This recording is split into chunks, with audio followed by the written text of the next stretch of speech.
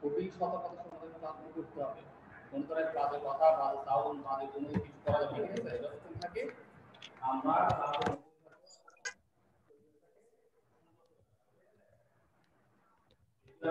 ক্লাসে আসি মনে করো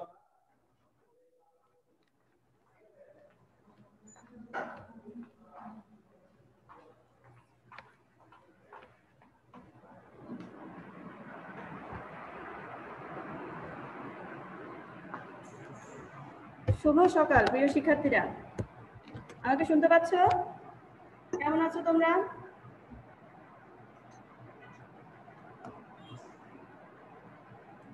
আমাকে কি শুনতে পাচ্ছ?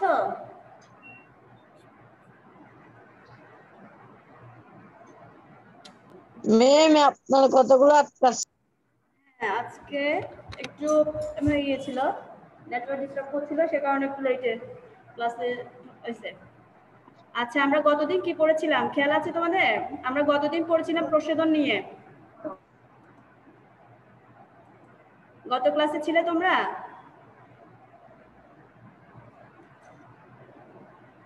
Yes miss. তাহলে আমরা গতদিন আমাদের অধ্যায়টা শেষ হয়ে গিয়েছিল, আমরা কিছু কোয়েশ্চেন করতে করতে এরপরে আমাদের ক্লাসটা শেষ হয়ে গিয়েছিল, ঠিক আছে? এরপরে আমরা আজকে কিছু কোয়েশ্চেন জিজ্ঞেস করব, ঠিক আছে? তোমরা কি পারবে? আজকে অনুশীলনী নিয়ে আলোচনা হবে। আজকে আমরা অধ্যায় 3 এর সৃজনশীল প্রশ্নগুলো নিয়ে আলোচনা করব। নেসেসারি ইভিল কাকে বলা হয়? প্রশোধনকে। আমরা কাকে বলি?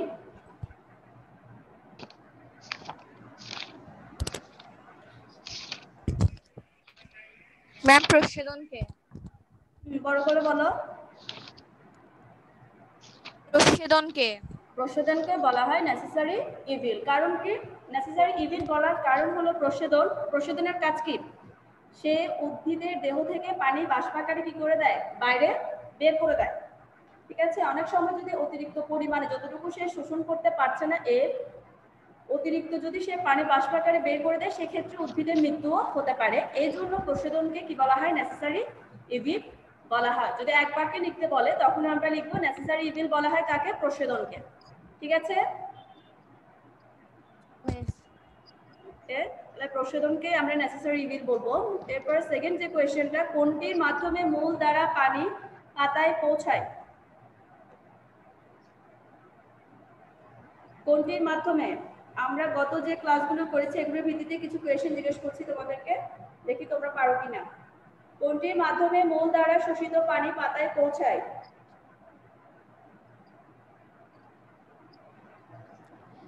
জাইলেম টিস্যুর মাধ্যমে। জাইলেম টিস্যুর মাধ্যমে। দেখি কোয়েশ্চেনটা কিনা।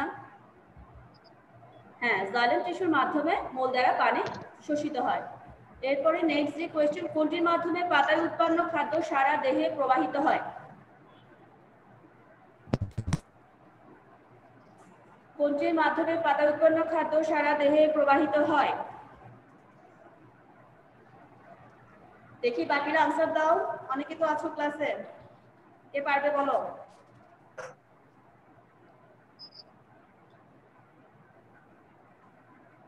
কারো মনে নেই?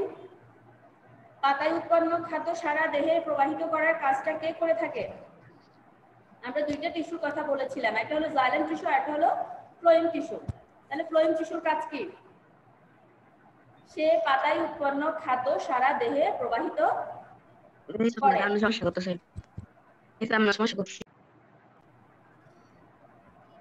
এখন শোনা যাচ্ছে?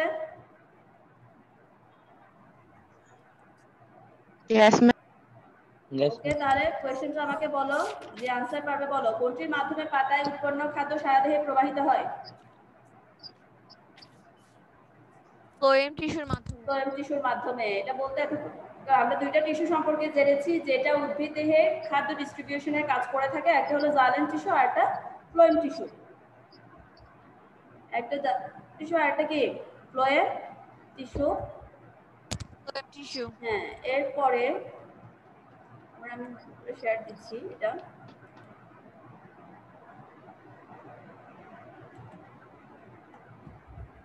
Phloem tissue. এরপর নেক্সট কোয়েশ্চেনটা দেখো, কোন ধরনের উদ্ভিদ সারা দেহ দিয়ে পানি শোষণ করে? মানে এটা সারা দেহ দিয়ে পানি শোষণ করার কাজটা কে করে? এটা কোয়েশ্চেনটা খেয়াল করো। প্যাপিরোমিয়া উদ্ভিদ। প্যাপিরোমিয়া, কিন্তু ওটা প্যাপিরোমিয়াটা ছিল এদের কাণ্ডগুলো স্বচ্ছ ছিল। গত ক্লাসে একটু খেয়াল করে দেখো, এখান থেকে আমাদের ক্লাস শেষ হয়ে গিয়েছিল যে প্যাপিরোমিয়া উদ্ভিদ বলেছিলেন, ঠিক আছে? ওর কাণ্ডটা স্বচ্ছ, যার কারণে যখন সে পানি শোষণটা করে, পানি শোষণ করে বা কালারযুক্ত কোনো পানি তার মধ্য দিয়ে যায়, তখন সেটা আমরা দেখতে পারি কাণ্ড স্বচ্ছ হওয়ার কারণে। এখানে বলা হয়েছে কোন ধরনের উদ্ভিদ সারা দেহ দিয়ে পানি শোষণ করে। আমরা উদ্ভিদ, যে উদ্ভিদগুলো কোথায় থাকে? পানিতে। পানিতে যে নিমজ্জিত উদ্ভিদগুলো রয়েছে সেগুলো কিন্তু তার সারা দেহ দিয়ে পানি শোষণ করতে পারে। এটা একটু খেয়াল রাখবা, ঠিক আছে? যখন তোমাদের প্রশ্ন করা হবে কোন ধরনের উদ্ভিদ সারা দেহ দিয়ে পানি শোষণ করে, সেক্ষেত্রে হবে পানিতে নিমজ্জিত উদ্ভিদ। খেয়াল থাকবে। Yes ma'am. ওকে, তাহলে এই ক্ষেত্রে তোমরা আনসার পানিতে নিমজ্জিত উদ্ভিদ দিবে। যখন সারা দেহ দিয়ে দিবে, তখন যদি বলে শুধু কাণ্ড বা পাতা দিয়ে কোন উদ্ভিদের শোষণ হয়, সেক্ষেত্রে প্যাপিরোমিয়া উদ্ভিদের কথা বললে হবে। এরপরে প্রয়োজনীয় কোন প্রক্রিয়ার ফলে উদ্ভিদের মৃত্যু হতে পারে? কোন প্রক্রিয়ার কারণে? উচ্ছেদন প্রক্রিয়ার কারণে। উচ্ছেদন, কারণ এটাকে বলা হয় নেসেসারি ইভিল। এই কারণে উদ্ভিদ যদি অতিরিক্ত পরিমাণে পানি তার শরীর থেকে বের করে দেয়, সেক্ষেত্রে এখানে মৃত্যুও হতে পারে উদ্ভিদের, ঠিক আছে? ওকে, তারপর নেক্সট, তাহলে এখানে বলা হয়েছে প্রচ্ছেদন প্রক্রিয়া। এরপরে আরেকটা প্রশ্ন আসছে, সেটা দেখো, পাতার প্রচ্ছেদন কোথায় পানির টান সৃষ্টি করে? পাতার যে প্রচ্ছেদন হয় সেটা কোথায় টান সৃষ্টি করে?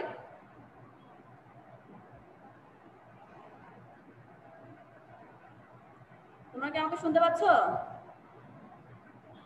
আবার বলেন। হ্যাঁ, স্ক্রিনেও দেওয়া আছে, তোমরা প্রশ্নটা চাইলে দেখতে পারবে। পাতার প্রচ্ছেদন কোথায় পানির টান সৃষ্টি করে?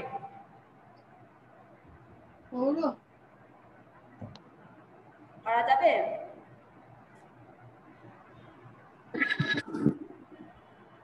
এটার কোয়েশ্চেনটা, এটা হবে কোথায়? জাইলেম বাহিকায়। তোমরা যারা তারা এটা একটু নোট করে রাখো যে পাতার প্রচ্ছেদন কোথায় পানির টান সৃষ্টি করে? জাইলেম বাহিকায়। আমরা জাইলেম টিস্যু সম্পর্কে পড়েছি, পানির যে টানটা সৃষ্টি করবে পাতার যে অংশের মধ্যে, সেটা হলো জাইলেম বাহিকা। পারবে? এখন কি পারা যাবে প্রশ্নের উত্তরটা? মিস আপনি ইয়েস অনেকে স্লাইড কি শেয়ার দিয়েছেন? স্লাইড শেয়ার পাও নাই? এখানে স্ক্রিনে দেখা যাচ্ছে না? সবাই কি স্ক্রিনে দেখতে এখানে এক পাচ্ছ দুই কোশ্চেনগুলো? নাম্বার প্রশ্ন দেখা যাচ্ছে যে এখন বলতে শুনতে বলে আচ্ছা, এখন এটা 3 নম্বরের কোয়েশ্চেনই। পাতার প্রচ্ছেদন কোথায় পানির টান সৃষ্টি করে, সেটা হবে জাইলেম বাহিকায়, ঠিক আছে? আমি বলছি, তুমি শোনো, যদি না শুনে না দেখে থাকো, ঠিক আছে? এরপরে ফোর্থ আরেকটা কোয়েশ্চেন আছে, সেটা হলো কিসের ফলে কোষের রস ঘনত্ব বৃদ্ধি পায়? কিসের ফলে কোষের রস ঘনত্ব বৃদ্ধি পায়? কোন প্রক্রিয়ার মাধ্যমে? আমরা তো অনেকগুলো প্রক্রিয়া করেছি, এখানে ব্যাপন করেছি, অভিস্রবণ, তারপর প্রচ্ছেদন। এখানে কোন প্রক্রিয়াটার মাধ্যমে কোষ রসের ঘনত্ব বৃদ্ধির কথা বলা হয়েছিল? প্রচ্ছেদন। প্রচ্ছেদনের মাধ্যমে। দেখি, হ্যাঁ, প্রচ্ছেদন প্রক্রিয়ার ফলে কোষের রস ঘনত্ব বৃদ্ধি পায়। বাকিদের আনসার নেই কেন?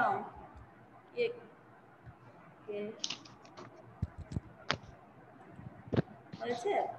এরপর তাহলে স্ক্রিন দেখা যাচ্ছে না ম্যাম। শেয়ার দেখা যাচ্ছে না? ওকে, এরপরে আমরা আলোচনা করব অধ্যায়ের যে অনুশীলনী প্রশ্নগুলো রয়েছে সেগুলো, ঠিক আছে? আমি তোমাদের কিছু এমসিকিউ জিজ্ঞেস করছি, আমাকে একটু আনসার দিবা। উদ্ভিদের অভ্যন্তর থেকে পাতার মাধ্যমে পানি নির্গমন প্রক্রিয়াকে কি বলে? উদ্ভিদের দেহ থেকে পানির মাধ্যমে যে পানি নির্গমন প্রক্রিয়াটা হয়, সেটাকে কি বলে?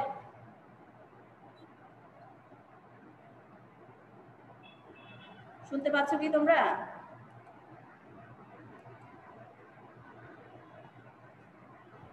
Yes miss. হ্যাঁ, বলো, দেখি অপশন ছাড়াই তোমরা বলতে পারো কিনা। উদ্ভিদের দেহ অভ্যন্তর থেকে পাতার মাধ্যমে পানির যে নির্গমন প্রক্রিয়া, ওই প্রক্রিয়াটাকে কি বলে? ম্যাম বোঝা যাচ্ছে না, আপনার কথা বোঝা যাচ্ছে না। এখন বুঝতেছো? হ্যাঁ নেটওয়ার্ক আবার বলেন ম্যাম। উদ্ভিদের দেহাভ্যন্তর স্পষ্ট থেকে বোঝা যাচ্ছে না। উদ্ভিদের দেহ অভ্যন্তর থেকে পাতার মাধ্যমে পানি নির্গমন প্রক্রিয়াকে কি বলে?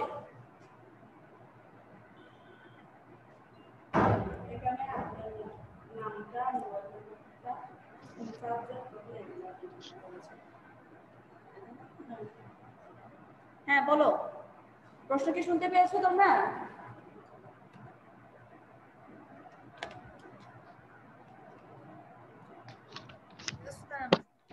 তোমাদের যাদের কাছে বই আছে সামনে, বইয়ের অনুশীলনী হলো, ওখানের মধ্যে যে প্রশ্নটা আছে সেটার আনসারটা দাও। 1 নাম্বার বহু নির্বাচনী প্রশ্ন, উদ্ভিদের দেহাভ্যন্তর থেকে পাতার মাধ্যমে পানি নির্গমন প্রক্রিয়াকে কি বলে? পেয়েছো? এটা কিন্তু ইজি একটা কোয়েশ্চেন করেছি তোমাদেরকে।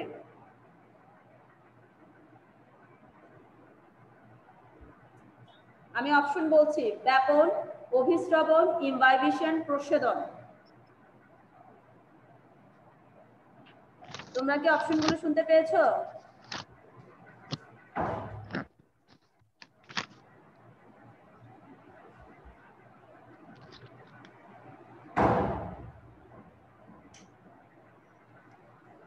কারো কি আনসারটা জানা নেই? উদ্ভিদের দেহ থেকে যে পাতার মাধ্যমে পানি নির্গমন হয় সেটাকে কি বলে?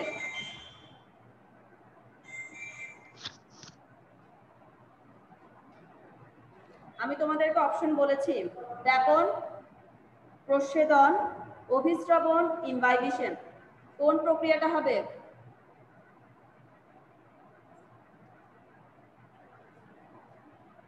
সবাই সাইলেন্ট কেন?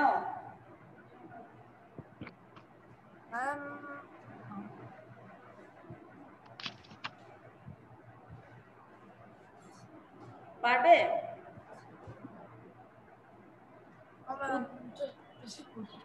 হ্যাঁ বলো, উদ্ভিদের দেহাভ্যন্তর থেকে পাতার মাধ্যমে পানি নির্গমন প্রক্রিয়াকে প্রস্বেদন বলে। তোমরা কিছুক্ষণ আগেও প্রশ্নগুলোর আনসার দিয়েছো, কিন্তু আমি যখন এমসিকিউ জিজ্ঞেস করছি বলতে পারছো না কেন?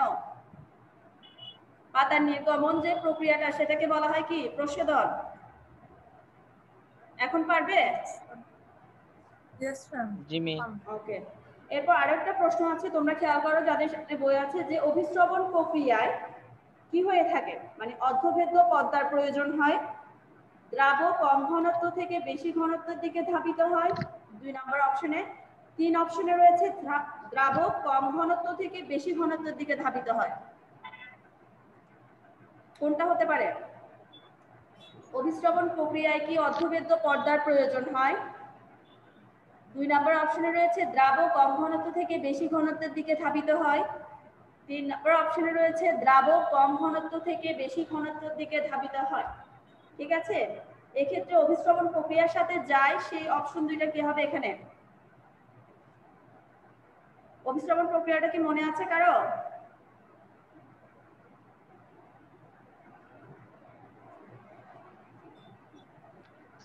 অভিস্রবণ প্রক্রিয়ায় অর্ধভেদ্য পর্দার প্রয়োজন হয়। 1 নম্বর অপশনে যেটা বলেছিলাম, অভিস্রবণ প্রক্রিয়ায় খেয়াল রাখবে অর্ধভেদ্য পর্দার প্রয়োজন হয়।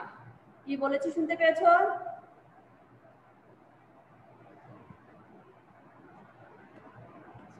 তোমরা কি আমাকে শুনতে পাচ্ছ? ইয়েস হ্যাঁ, তাহলে এখানে 1 নম্বর অপশনটা হবে, এরপরে অর্ধভেদ্য পর্দার প্রয়োজন হয়। আর সেকেন্ড যে অপশনটা হবে সেটা হলো দ্রাবক কম ঘনত্ব থেকে বেশি ঘনত্বের দিকে ধাবিত হবে। ঠিক আছে, এখানে দুইটা হবে অভিস্রবণ প্রক্রিয়ার সাথে যায়। আমি 3টা অপশন বলেছিলাম, একটা ছিল অর্ধভেদ্য পর্দার প্রয়োজন হয় সেটা, আর একটা ছিল কম ঘনত্ব থেকে বেশি ঘনত্বের দিকে যায়। দ্রাবকটা হবে না, তবে দ্রাবক হবে। দ্রাবক কম ঘনত্ব থেকে বেশি ঘনত্বের দিকে ধাবিত হয়। তাহলে তোমাদের 2 নাম্বার যে কোশ্চেনটা রয়েছে সেটার খ নাম্বারটাই এখানে সঠিক উত্তর। ঠিক আছে, তোমরা 2 নং কোশ্চেনের আনসারটা 1 and 3 হবে। তোমরা দাগিয়ে রাখতে পারো চাইলে। দাগিয়েছো?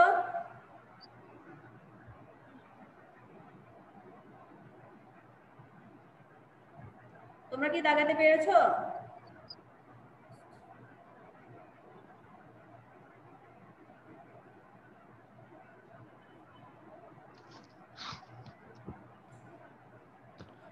তোমরা খুঁজে পেয়েছো?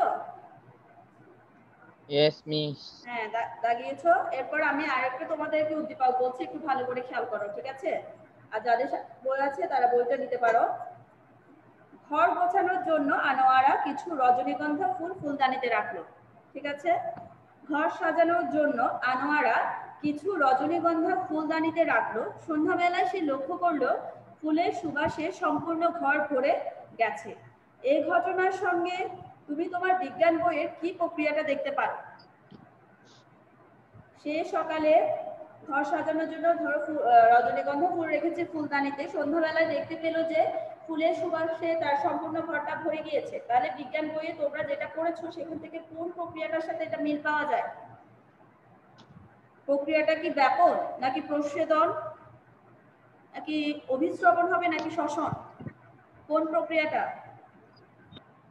ফুলের যে স্যান্টটা সব সম্পূর্ণ ঘরে ছড়িয়ে পড়েছে সেটা কোন ধরনের প্রক্রিয়া?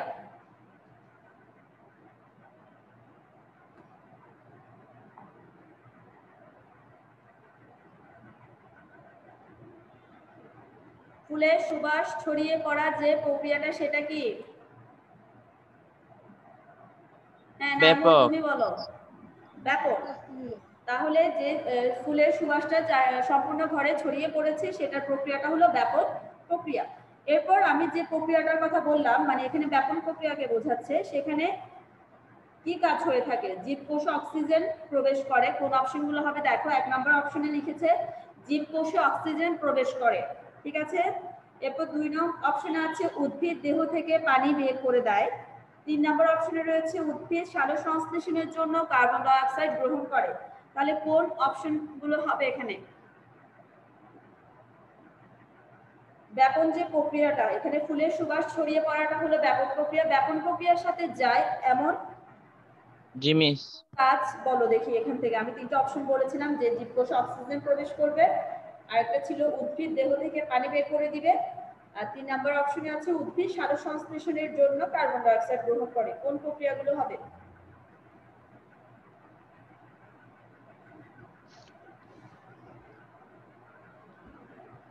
কোনটা হতে পারে? 1 নম্বর অপশনটা হবে জীবকোষে অক্সিজেন প্রবেশ করে, ঠিক আছে? উদ্ভিদ দেহ থেকে পানি বের করে দেওয়ার কাজটা কিন্তু প্রচ্ছেদন করে। এক্ষেত্রে এখানে এটা হবে না, এখানে হবে জীবকোষে অক্সিজেন প্রবেশ করে। আর 3 নম্বর যে অপশনটা বলেছিলাম উদ্ভিদ সালোক সংশ্লেষণের জন্য কার্বন ডাই অক্সাইড গ্রহণ করে, এই অপশনটা। তাহলে ম্যাম 1-3 খ নম্বর হবে। হ্যাঁ, 1-3 গুড। তাহলে 4 নাম্বারটা হবে 1-3। তোমরা এগুলো দাগিয়ে রাখো, ঠিক আছে? আর কোনো কোশ্চেন এখানে? এরপর আমরা সৃজনশীল প্রশ্নগুলোতে যাব, ঠিক আছে? ভালো করে সৃজনশীল প্রশ্নগুলো খেয়াল করো। ভেদ্য পর্দা কাকে বলে? যে পর্দা দিয়ে দ্রাবক বা দ্রব উভয়ের অণু সহজে চলাচল করতে পারে তাকে ভেদ্য পর্দা বলে। ভেদ্য পর্দা বলে, গুড। এরপর ইনভাইবিশন বলতে কি বোঝায়? ইনভাইবিশন বলতে কি বোঝায়?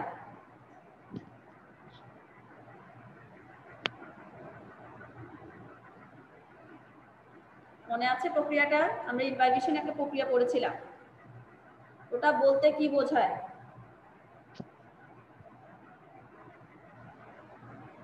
ইনভাইশন স্বাভাবিক বৃদ্ধির জন্য।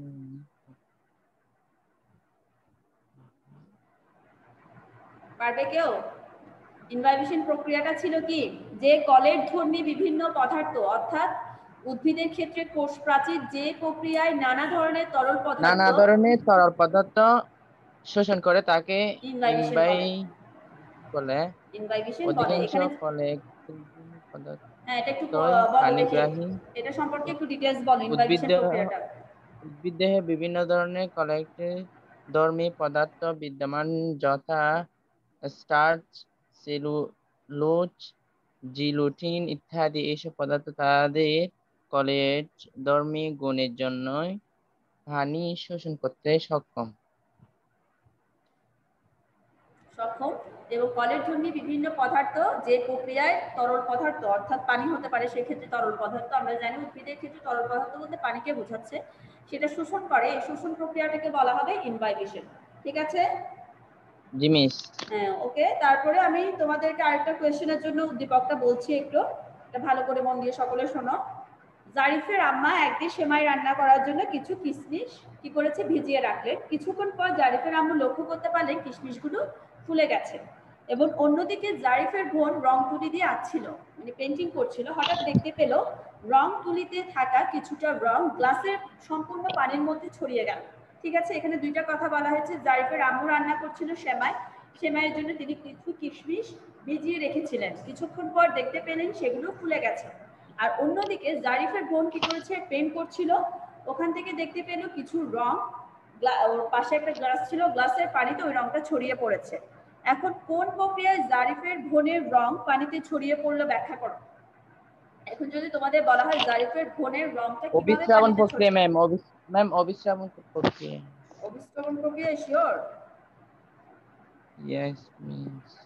ছড়িয়ে পড়ার কাজটা কে করে? যেমন জি মিস। পারফিউম লাগালা, এটা সেন্ট যখন সব জায়গায় ছড়িয়ে পড়বে সুবাসটা, সেটা কোন প্রক্রিয়ায় হয়ে থাকে? সেটা অবিশ্রাবণ প্রক্রিয়া। অবিশ্রাবণ নাকি ব্যাপন? ব্যাপনের কথা মনে আছে? ব্যাপনের কাজ কি?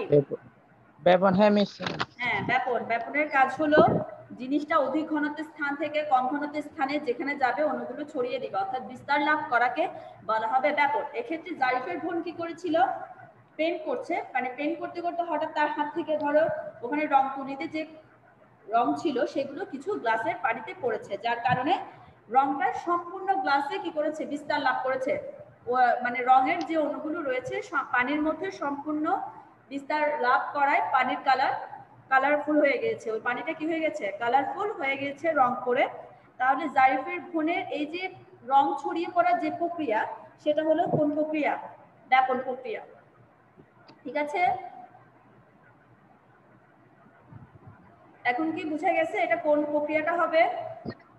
Yes miss. তাহলে ফার্স্টে লেখার সময় আমাদেরকে এটা বলে দিতে হবে যে ব্যাপন প্রক্রিয়ায় জারিফের বোনের রং পানিতে ছড়িয়ে পড়েছে। এরপর ব্যাপন সম্পর্কে আমরা কিছুটা লিখবো, ব্যাপন কাকে বলে, মানে কিভাবে ছড়িয়ে পড়ে। এরপরে ডিটেইলসে লিখবো যে জারিফের বোনের রংটা এই ব্যাপন প্রক্রিয়ার কারণে ছড়িয়ে পড়েছে, কারণ ব্যাপন যেভাবে ব্যাপনের অণুগুলো ছড়িয়ে পড়ে অধিক ঘনত্ব থেকে কম ঘনত্বের দিকে, সেম ভাবে জারিফের বোনের রং তুলির রংটা পানিতে ছড়িয়ে পড়েছে। ঠিক আছে, এতটুকু আনসার দিলেই হবে প্রশ্নটার জন্য। বুঝে গেছে? সবার কাছে ক্লিয়ার হয়েছে জিনিসটা?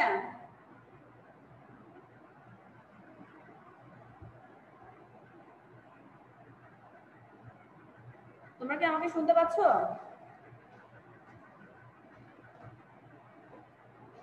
জি মিস। হ্যাঁ ওকে।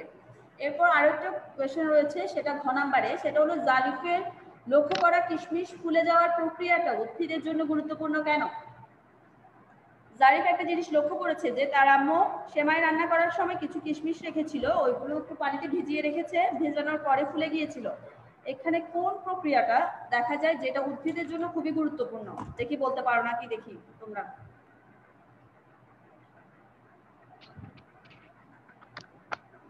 কিশমিশের ফুলে যাওয়া, এটা কোন ধরনের প্রক্রিয়ার সাথে মিল পাই আমরা?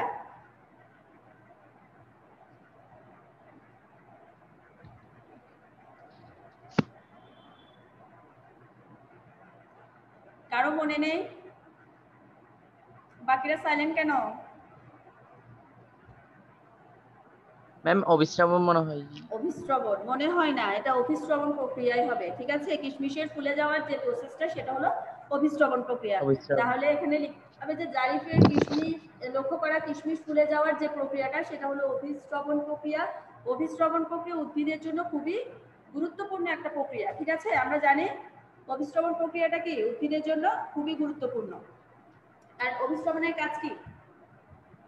আমরা জানি দুটো ভিন্ন ঘনত্বের দ্রবণ যখন একত্রে মিশ্রিত করা হয় স্বাভাবিকভাবে ওখানে ব্যাপন ঘটে, কিন্তু যখন ফুলে গেল ওই পানিটা রাখা হয়েছে এবং একটা অর্ধভেদ্য পর্দা আছে। অভিস্রবণের ক্ষেত্রে আমরা কিসের কথা লক্ষ্য করেছিলাম? অর্ধভেদ্য পর্দা থাকবে। ঠিক আছে, এখানে পানি দুটো ভিন্ন ঘনত্বের দ্রবণ অর্থাৎ একটা অর্ধভেদ্য পর্দা তাদের মাঝখানে থাকবে এবং কম ঘনত্বের দ্রবণের থেকে বেশি ঘনত্বের দ্রবণের দিকে ব্যাপিত হবে। আমরা জানি অভিস্রবণ প্রক্রিয়াটা হলো দ্রাবক অর্থাৎ পানি কম ঘনত্ব দ্রবণ থেকে অধিক ঘনত্ব দ্রবণের দিকে ব্যাপিত হবে, এটাকে বলা হবে অভিস্রবণ প্রক্রিয়া বা অভিস্রবণ ইংলিশ নেমটা হলো অসমোসিস। অভিস্রবণকে আমরা ইংলিশে কি বলি? অসমোসিস। ঠিক আছে, এখন তোমাদের কোয়েশ্চেন করা হয়েছিল উদ্ভিদের জন্য কেন প্রয়োজনীয়। আমরা জানি অভিস্রবণ প্রক্রিয়াটা উদ্ভিদের জন্য খুবই গুরুত্বপূর্ণ, কারণ এই প্রক্রিয়ায় উদ্ভিদ এককোষী মূলরোম দিয়ে মাটি থেকে, অর্থাৎ তাদের যে মূলরোমটা রয়েছে, মূলের যে মূলরোম অঞ্চল, ওখানে এককোষী মূলরোম থাকে, ওটা দিয়ে মাটি থেকে পানি এবং পানিতে দ্রবীভূত খনিজ লবণ শোষণ করতে পারে।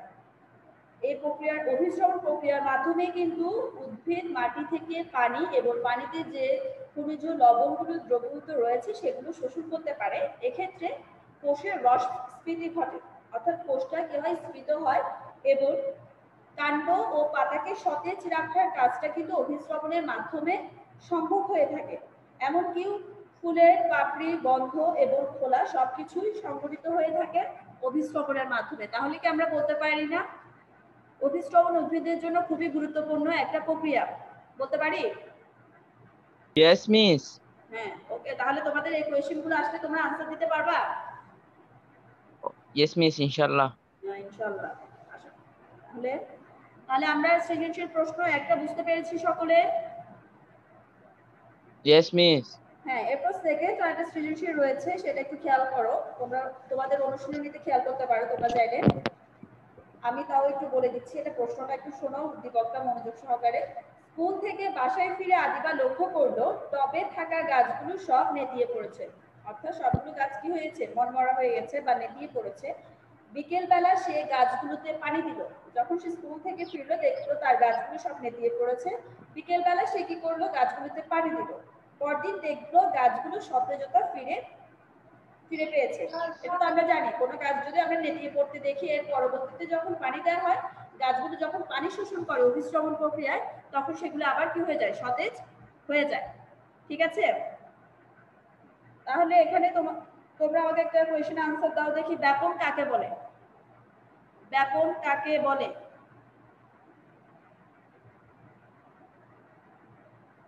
বুঝি না মিস। ব্যাপন কাকে বলে? যে প্রক্রিয়া চলতে থাকে যতক্ষণ না অণুগুলো ঘনত্ব দুই স্থান সমান হয়, অণুগুলো এরূপ চলন প্রক্রিয়াকে ব্যাপন বলে। অধিক ঘনত্ব স্থান থেকে কম ঘনত্ব স্থানের দিকে ছড়িয়ে পড়বে, যতক্ষণ না অণুগুলোর ঘনত্ব সব জায়গায় সমান হবে ততক্ষণ প্রক্রিয়াটা চলতে থাকবে। যখন সেটা ছড়িয়ে পড়বে সম্পূর্ণ, ওখানে স্টপ হয়ে যাবে। এবং এই যে ছড়িয়ে পড়ার প্রক্রিয়াটা, বিস্তার লাভের যে প্রক্রিয়া, সেটাকে বলা হবে ব্যাপন। ঠিক আছে, এরপরে আরেকটা কোয়েশ্চেন বলছি, সেটার আনসার দাও। প্রচ্ছেদনকে কেন নেসেসারি ইভিল বলা হয়? আমি ক্লাসে প্রথম দিকে এই কোয়েশ্চেনটা নিয়ে আলোচনা করেছিলাম। প্রচ্ছেদনকে কেন নেসেসারি ইভিল বলা হয়?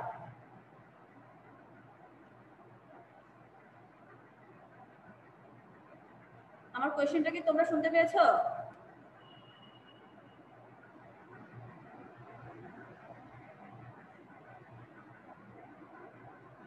ম্যাম এগেইন বলেন। প্রচ্ছেদনকে কেন নেসেসারি ইভিল বলা হয়? আমি প্রশ্ন অলরেডি বলেছি, বলো এবার। প্রচ্ছেদনকে কেন নেসেসারি ইভিল বলা হয়?